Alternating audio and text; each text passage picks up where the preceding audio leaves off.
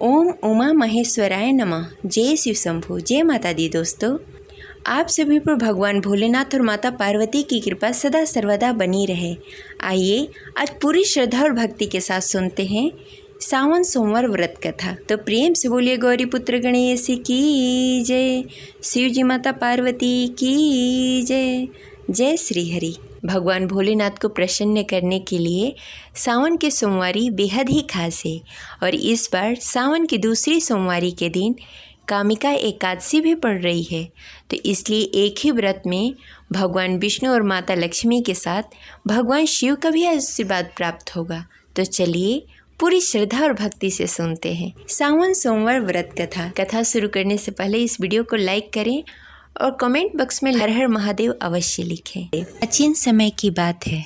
एक नगर में एक बहुत ही धनवान साहूकार रहता था, जिसके घर धन्य धान्य की कोई कमी नहीं थी। परंतु उसको एक दुख था कि उसका कोई पुत्र नहीं था। वह इसी चिंता में रात दिन रहता था। वह पुत्र कामना के लिए प्रतिदिन सोमवार को शिव जी का व्रत और पूजा किया करता था तथा संध्या काल को शिव मंदिर में जाकर शिवलिंग के सामने दीपक जलाया करता था। उसके इस भक्ति भाव को देखकर एक समय श्री पार्वती जी ने शिव जी से कहा कि हे प्रभु, यह साहूकार आपका बहुत ही अनन्य भक्त है और सदैव आपका व्रत और पूजन बड़ी ही श्रद्धा के साथ करता है।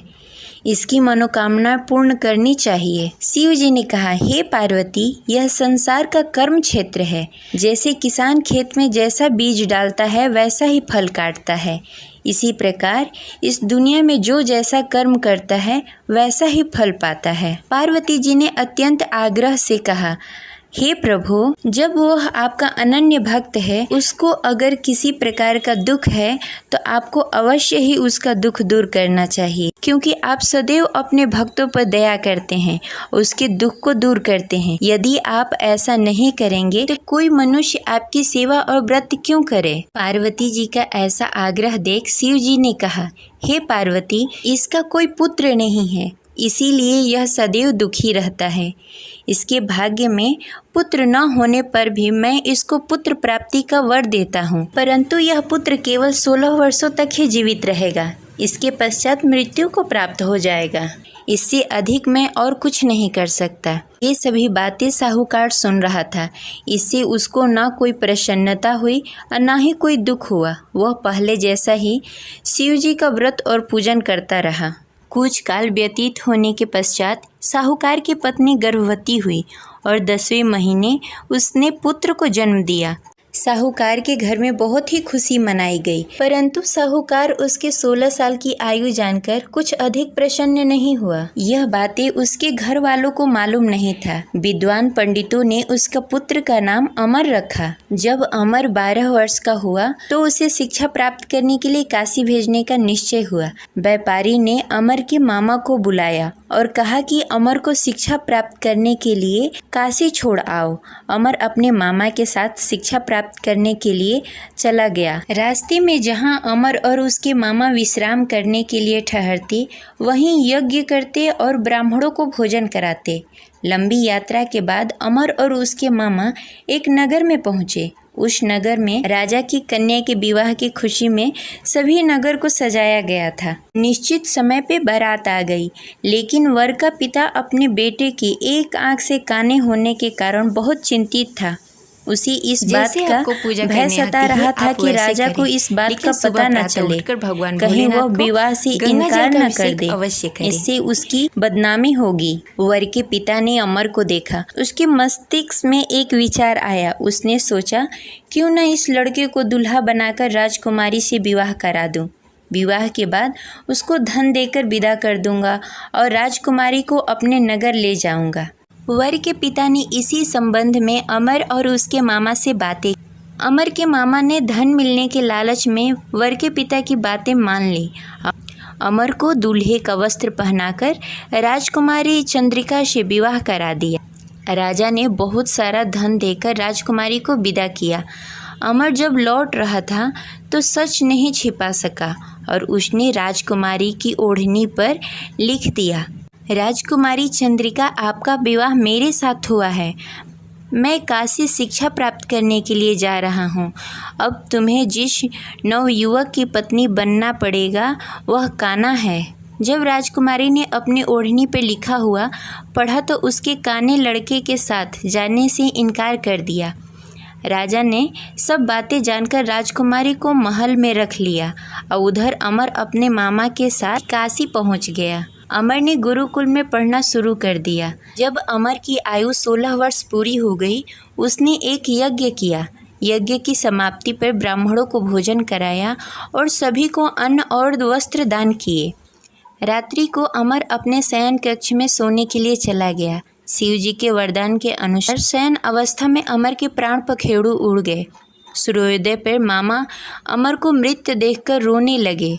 आसपास के लोग भी एकत्र होकर दुख प्रकट करने लगे। मामा के रोने विलापने का स्वर समीप से गुजरते हुए भगवान शिव और माता पार्वती ने सुन लिया। पार्वती जी ने शिव जी से कहा, मुझे इसके रोने का स्वर सहन नहीं हो रहा है।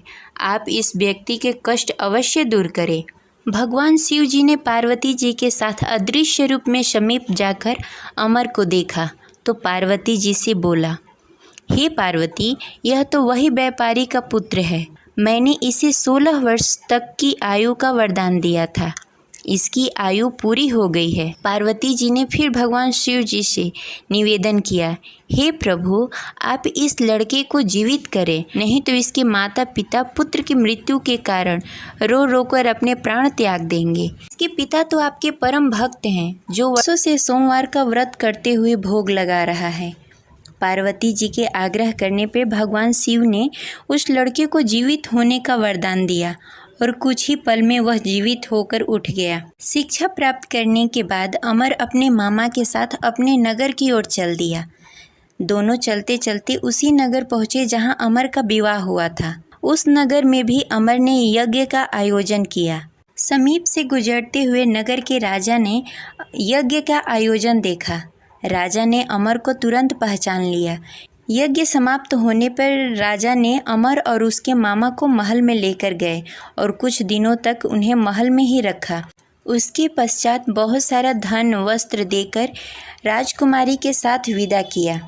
रास्ते में सुरक्षा के लिए राजा ने बहुत सारे सैनिकों को भी साथ में भेजा। मामा ने नगर में पहुंचते ही एक दूत को घर पर भेजकर अपने आगमन की सूचना भेज दी। अपने बेटे अमर के जीवित वापस लौटने की सूचना से व्यापारी बहुत प्रसन्न हुआ। व्यापारी ने अपने पत्नी के साथ स्वयं को एक कमरे में बंद कर रखा था। भूखे प्यासे रहकर व्यापारी और उसकी पत्नी बेटे की प्रतीक्षा कर रहे थे। उन्होंने प्रतिज्ञा कर रखी थी कि यदि उन्हें अपना बेटा मृत्यु के मुंह से वापस लौटकर नहीं आया तो वो अपने प्राण त्याग देंगे। व्यापारी अपनी पत्नी और मित्रों के साथ नगर के द्वार पर चला गया। उसने अपने बेटे का विवाह का समाचार सुनकर पुत्रवधू राजकुमारी चंद्रिका को देखकर उसकी खुशी का ठिकाना न रहा।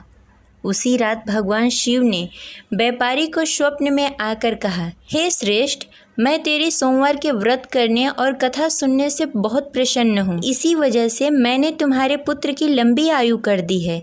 व्यापारी बहुत प्रसन्न हुआ। सोमवार का व्रत करने से व्यापारी के घर में खुशियाँ लौट आई। शास्त्रों में लिखा है कि जो भी स्त्री या पुरुष सोमवार का विधि विधान से व्रत करते हैं और कथा सुनते हैं, उनकी सभी इच्छाएं पूरी होती है। इस प्रकार यह कथा संपन्न हुई। तो प्रेम से बोलिए शिव जी माता पार्वती की जय। हर हर महादेव।